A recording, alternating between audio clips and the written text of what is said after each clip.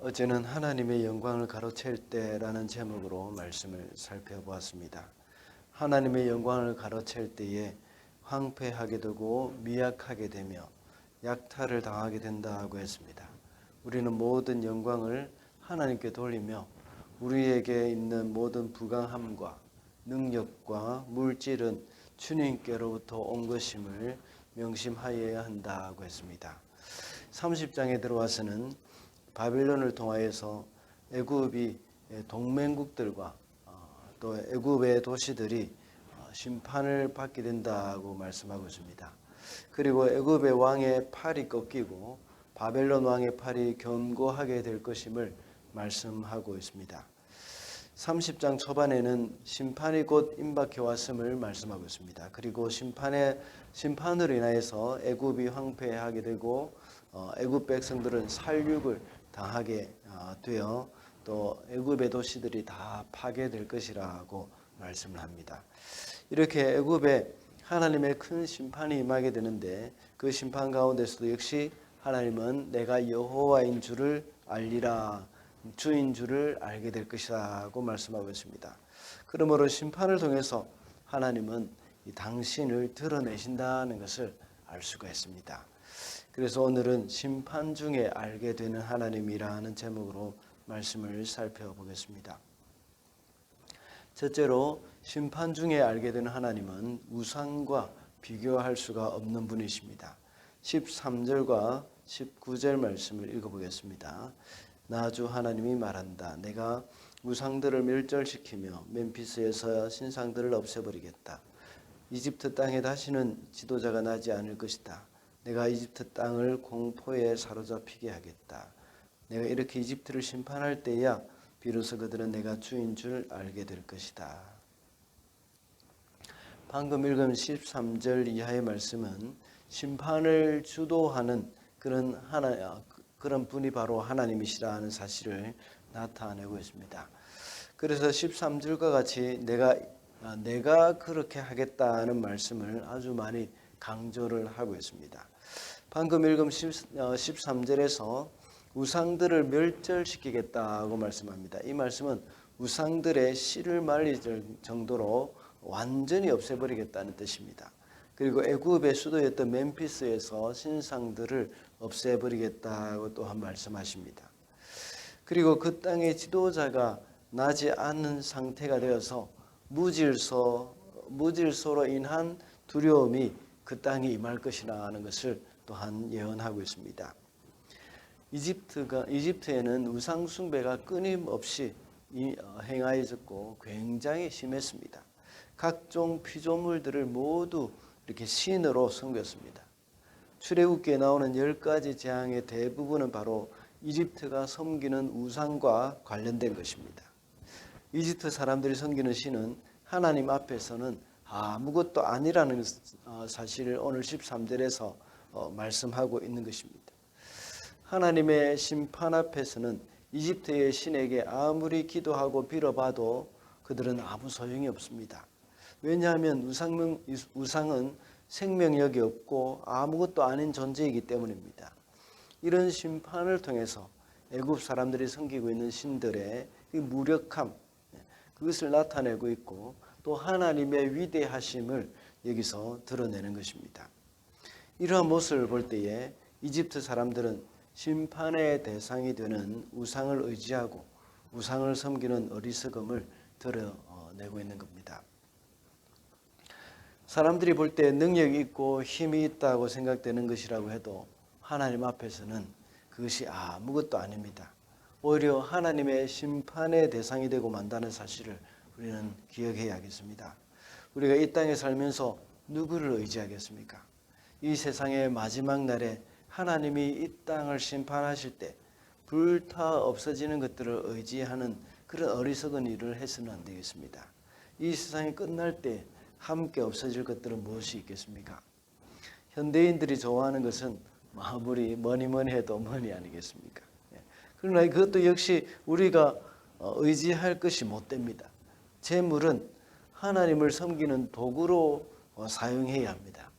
돈뿐만 아니라 우리에게 주어진 모든 것은 우리가 의지해야 할 것이 아니라 하나님을 섬기는 도구로 사용해야 하는 겁니다. 내가 아무리 능력이 많다고 하더라도 내 능력을 의지하는 그것은 우상이 되어집니다.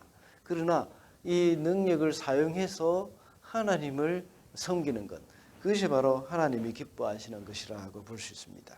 우리에게 주어진 것, 또 내가 가지고 있는 것, 이것이 아무리 좋은 것이라 하더라도 이것을 통하여서 하나님을 섬기는 데 사용해야 되는 것이고, 내가 이것을 의지한다는 그것은 굉장히 위험한 것이라고 볼 수 있습니다.